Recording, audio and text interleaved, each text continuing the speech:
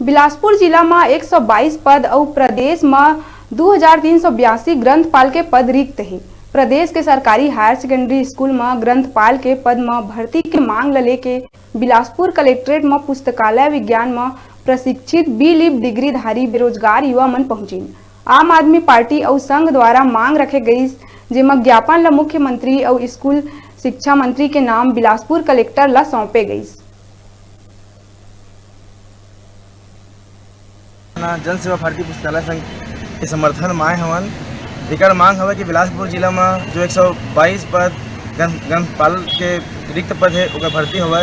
अब पूरा छत्तीसगढ़ में 2382 पद हवे।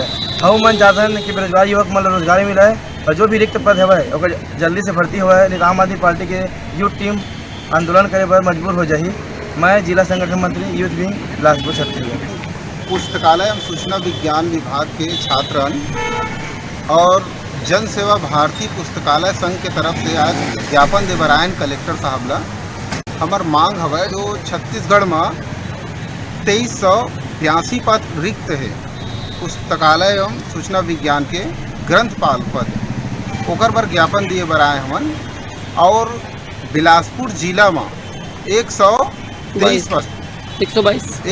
पद रिक्त है, ओला भी भर्ती करे जाए। यही हमार मांग है।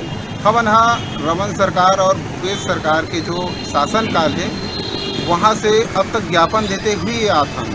मंत्रालय में भी ज्ञापन देते हुए थक गए हैं, लेकिन हमार कोई सुनवाई नहीं हुआ।